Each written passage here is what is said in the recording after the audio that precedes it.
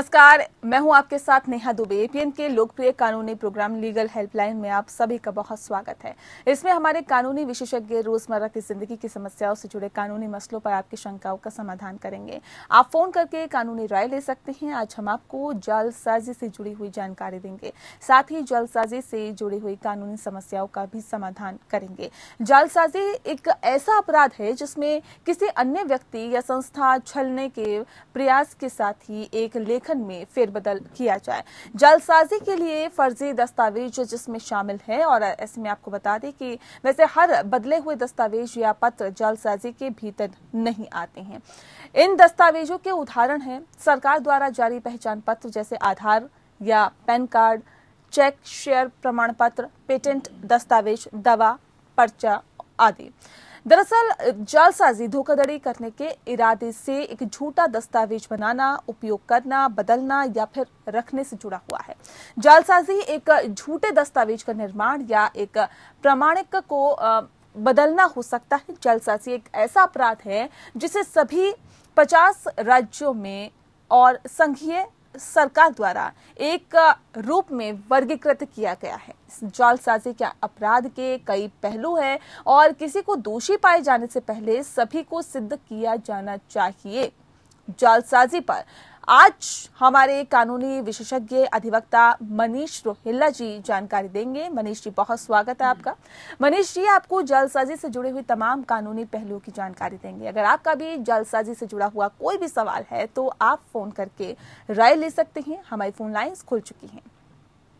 विषय एक बार फिर से आपको बता देते हैं। विषय है जालसाजी। जालसाजी से जुड़ा हुआ अगर आपका भी कोई सवाल है तो आप 7065013841 पर कॉल कर सकते हैं। दूसरा नंबर हमारा है 8377009636। इन दोनों ही नंबर्स पर कॉल कर सकते हैं और अपने सवाल पूछ सकते हैं। तो चलिए, मनीष जी लगातार हमारे साथ जुड़े हुए हैं। मनीष जी, जालसाजी की आज हम क्योंकि बात कर रहे हैं, इसकी सबसे पहले कानूनी परिभाषा क्या है ये समझा दीजिए।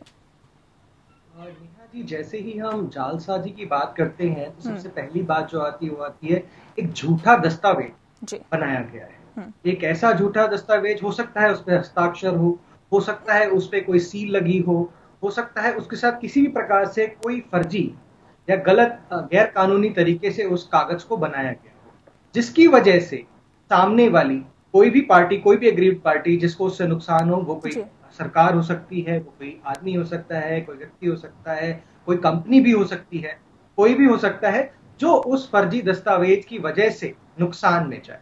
यह एक आम परिभाषा के अंदर हम जालसाजी को समझ सकते हैं। जालसाजी के लिए भारतीय दंड संहिता में अलग अलग प्रावधान बनाए गए हैं, जिनके अंदर उनको अलग अलग रूप से कैटेगराइज किया गया। जैसे अगर हम सबसे पहले बात करें तो हम अगर मुख्य रूप से समझेंगे तो 463 जो धारा है वो प्रमुख रूप से बात करती है कटु रचना के बारे, जो कि जालसाजी का सबसे पहला सेक्शन आता है। और हम उसके अंदर ये समझते हैं कि अगर कोई भी कागज बनाया जाता है किसी भी व्यक्ति के द्वारा, चाहे वो सिग्नेचर्स के थ्रू हो, चाहे वो इंटरनेट पे कोई कागज हो, जिसकी वजह से सरकार को या किसी व्यक्ति को या किसी कंपनी को नुकसान हो, तो ऐसा कागज जालसाजी के दायरे में आएगा। जी नहीं जी। मनीष जी, ऑनलाइन फ्रॉड होने पर कानूनी कार्रवाई कैसे करें? वेबसाइट हैक हो जाना या फिर बैंक अकाउंट हैक हो जाना, इस तरह की अगर कोई दिक्कतें आपको फेस करनी पड़ रही है तो किस तरह का कदम उठाएं? नेहा जी, साइबर क्राइम्स पिछले एक दशक के अंदर एकदम से बहुत ज्यादा बढ़ गए और सरकार भी, प्रशासन भी इस चीज के लिए काफी कार्य कर रहा है, पर लोगों में अभी उतनी जागरूकता नहीं है। स्पेशली अगर हम बात करते हैं सीनियर सिटीजन्स की या ग्रामीण क्षेत्रों के अंदर रहने वाले लोगों की, उन्हें ज्ञान नहीं है कि किस प्रकार से साइबर फ्रॉड हो जाता है। शुरुआत वो एक एटीएम क्लोनिंग से हो सकती है, या आपके खाते को हैक किए जाने से हो सकती है, और या फिर आपकी फेसबुक प्रोफाइल, व्हाट्सएप प्रोफाइल या किसी की क्लोनिंग से हो सकती है, या फिर आपको एक फर्जी कागज का दिया जाना हो सकता है, सर्टिफिकेट इशू करना हो सकता है, गलत मैसेज आना हो सकता है। तो हम जब ऑनलाइन फ्रॉड का बात करते हो, साइबर क्राइम एक बहुत वास्ट चीज है। तो समय का देखते हुए मैं ये कहूंगा कि अगर मुख्य रूप से हमें ये ध्यान रखना चाहिए कि हम कोई भी चीज, कोई भी अपने पिन, पासवर्ड्स या कोई भी चीज है, उसको आम डोमेन में ना रखें, उन्हें सुरक्षित रखें, सबसे पहली चीज। दूसरी चीज, किसी को भी जब तक विश्वास ना लगे तब तक कोई भी चीज शेयर ना करें। और तीसरी इंपॉर्टेंट चीज, अगर आपको लगता है कि आपके साथ कोई भी क्राइम हुआ है, कोई अपराध हुआ है, या आपको शक होता है कि ये आदमी गलत है, तो आप उस बारे में रिपोर्ट करें। उसको आप कैसे कर सकते हैं? या तो आप ये कोशिश करें कि जिस डिपार्टमेंट के अंदर से इशूड है वो चीज, उससे कंफर्म करें। अगर आपको बैंक के रिगार्डिंग है तो टोल फ्री नंबर है, वहां से इस चीज के बारे में जाने, अपनी लोकल ब्रांच से जाने। सरकार ने साइबर क्राइम को रिपोर्ट करने के लिए स्पेशल हेल्पलाइंस भी लॉन्च करी हैं। मैं आज ही पढ़ रहा था, तो 100 नंबर के अलावा जो हमारा कॉमन कंप्लेंट नंबर होता है पुलिस का, उसके अलावा 112 के भी अलावा 155 260 एक हेल्पलाइन है, जो आम जनता इसका यूज करके अपनी कंप्लेंट दर्ज करा सकती है, जो स्पेशली साइबर कंप्लेंट के रिगार्डिंग मुकदमा हो, जब हमारे साथ कोई ऑनलाइन फ्रॉड हो। जी। और मैं ये हमेशा सजेस्ट करूंगा नेहा जी कि इसके अंदर जरूर किसी वकील की सलाह ले लें, क्योंकि आपकी जो कंप्लेंट होती है उस पे ही मुकदमा सारा डिपेंड करता है। तो जो मुख्य इंग्रेडिएंट्स या जो मुख्य तत्व होने चाहिए किसी भी ऑफेंस के अंदर, वो बनाने और उसको ढंग से लिखना शिकायत, तो वो बहुत जरूरी है। बिल्कुल, वो बहुत जरूरी हो जाता है। और अगर इस तरह की कोई भी समस्या का सामना आपको करना पड़ रहा है तो आपको उसके फौरन बाद ही आपको पुलिस को कंप्लेंट करना चाहिए या फिर साइबर सेल को। इसी के साथ एक दर्शक इस वक्त हमारे साथ फोन लाइन पे जुड़ गए हैं, सरोज जी हैं अम्बाला से। सरोज जी, बहुत स्वागत है आपका, अपना सवाल पूछिए। हाँ जी, नमस्ते मैम। जी नमस्कार। हाँ जी, मैंने ये पूछना था, हमारी ना ऋषिकेश में मेरे मायके में प्रॉपर्टी है। फिलहाल वो इस समय मेरी मम्मी के नाम पे है सारी की सारी, पर वो दादा दादी के मतलब हिस्से से आई है उन लोगों को। तो मैं ये पूछ रही थी कि मैं अगर केस करती हूँ मतलब तो मेरे को मिलेगा प्रॉपर्टी में हक? ठीक है मनीष जी, इनका सवाल थोड़ा सा अलग है हमारे टॉपिक से, हमारे विषय से, लेकिन आप इसका जवाब दे दीजिए। जी। सरोज जी, आप जिस तरह का प्रश्न पूछ रहे हैं वो पैतृक संपत्ति से रिलेटेड मुझे प्रश्न लगा। बिल्कुल। अगर आपके पति से पैतृक संपत्ति आ रही है और आप उसके अंदर इसको लेना चाह रहे हैं, संपत्ति के अंदर अधिकार चाह रहे हैं, तो जहां तक कि अगर आप अपने परिवार के अंदर चाहते, आपके पिता को जो पैतृक मिली है उसके अंदर तो आपका हक है, परंतु जहां तक आपके पति की बात आती है और अपने ससुराल से पैतृक संपत्ति में हक मांगने की बात आती है, तो अगर आपके पति जीवित हैं तो सबसे पहले उनका हक बनेगा उसमें हक मांगने का। आप रहने का हक मांग सकती हैं। नहीं, इनके घर की प्रॉपर्टी है, इनकी मम्मी पापा की है, और वो जो प्रॉपर्टी है वो दादी दादा से मिली हुई है या इनके दादी दादा से, यानी कि ये विरासत में मिली हुई है, ये कहा जा सकता है। जी। तो 2005 के बाद एक अच्छी खबर ये है कि लड़कियों का भी उतना ही हक है जितना कि भाई का होता है। और अगर वो पैतृक संपत्ति है और दादा लाई जमीन है, पैतृक संपत्ति 3 पीढ़ी से आई हुई, तो आपका हक रहेगा उसमें। आप अपने वकील साहब से बात करिए, वो आपको इसके अंदर पिटीशन के लिए गाइड करें। बिल्कुल, तो अगर आप चाहती हैं सरोज जी उसमें अपना अधिकार लेना तो आप ले सकती हैं। एक बार फिर से विषय पर लौटते हैं, क्योंकि हम जालसाजी की आज बात कर रहे हैं। मनीष जी, फर्जी तरीके से भूमि बेनामी या जालसाजी होने पर क्या करें, किस तरह का कदम उठाएं?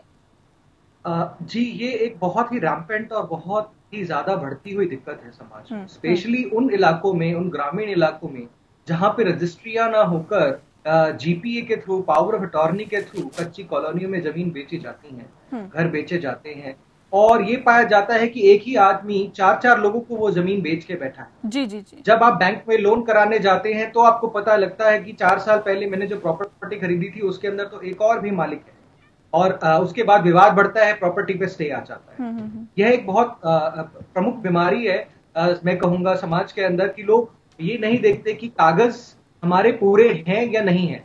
तो मैं सबसे पहले तो ये बताना चाहूंगा कि जब भी आप कोई संपत्ति खरीदे तो सबसे पहले आपकी जिम्मेवारी है कि आप ये सुनिश्चित करें कि क्या मेरी संपत्ति के कागज पूरे हैं, या मैं जो खरीदने वाला हूं, जो मैंने ले ली है, उसके कागज पूरे हैं। नंबर 2, अगर आप ये पाते हैं कि यह आपको पता लगता है अधिकारियों से या फिर डिपार्टमेंट से कि कुछ गड़बड़ है, तो आप उसके अंदर जालसाजी अगर पाते हैं तो आप किस किस के खिलाफ जा सकते हैं? आपने जिससे खरीदी है आप उसके खिलाफ जा सकते हैं। अगर आपने किसी को बेच दी है और आप उसके अंदर, आपकी कोई गलती नहीं थी, आपको पता नहीं था, तो आपका कोई कसूर नहीं है, आप उसके अंदर आरोपी नहीं माने जाएंगे। क्योंकि बहुत बार ऐसा भी पाया जाता है कि चेन के अंदर आप आगे बेच देते हैं, तब पता लगता है, तो आप आरोपी नहीं है, आप एक बोनाफाइडली आप ये नहीं जानते थे कि गड़बड़ है। तो वो दूसरी चीज होती है। जब हम जालसाजी के अंदर बात करते हैं तो हो सकता है कि हस्ताक्षर गलत हो, फर्जी आदमी को लाया गया हो, या फिर डिपार्टमेंट की सील गलत हो, या फिर पूर्ण रूप से ही कागज गलत हो, या फिर नक्शे या पैमाइश के अंदर गड़बड़ हो, ये सब जालसाजी के अंदर ये चीजें आएंगी। अगर हम 463 सेक्शन की बात करते हैं 463 की, तो उसके अंदर कटु रचना है, और उसके जस्ट बाद 467 जो सेक्शन है, 67-67 जब हम बात करते हैं, उनके अंदर स्पेसिफिकली ये सेक्शन उन्हीं चीजों के बारे में डील करते हैं कि गलत रजिस्ट्री हो जाए, झूठी रजिस्ट्री हो, झूठे कागज बनाया गया हो, झूठा बयाननामा हो जो रजिस्टर कराया गया हो, ये सब चीजें उस प्रावधान के अंदर आ जाए।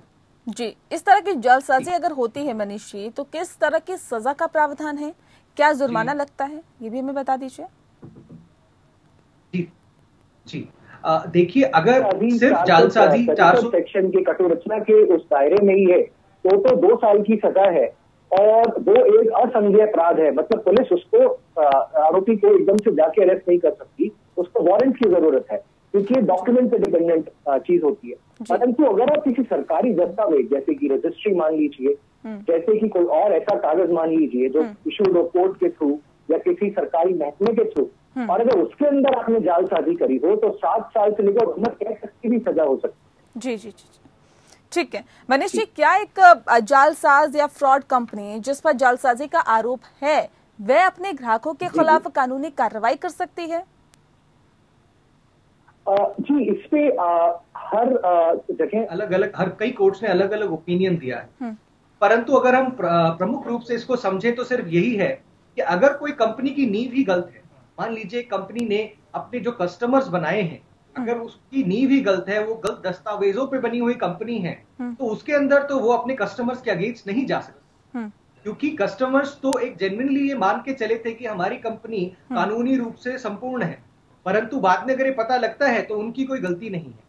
अगर इस तरह की कोई चीज पाई जाती है, उसके अंदर कंपनी नहीं ले सकती। पर अगर किसी तरह से कोई शेयर होल्डर्स है जिनका एक डोमेन बिल्कुल डिफरेंट है, और दोनों चीजों को, फ्रॉड को और लायबिलिटी को, जो देनदारी है कस्टमर्स की, उनको आइसोलेट अलग अलग किया जा सकता हो, तो फिर उसके अंदर उनकी देनदारी हो सकती है। परंतु जहां तक जालसाजी की बात है, और अगर कोई कंपनी जालसाजी करके अपने कस्टमर्स को ठग लेती है, तो उसके वक्त उस कंपनी के पास कोई हक नहीं है कि वो अपने कस्टमर्स से कोई एक्शन कर सके।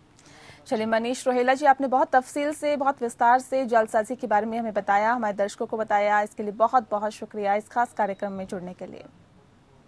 और इसी के साथ लीगल हेल्पलाइन में इतना ही, मुझे दीजिए इजाजत, नमस्कार।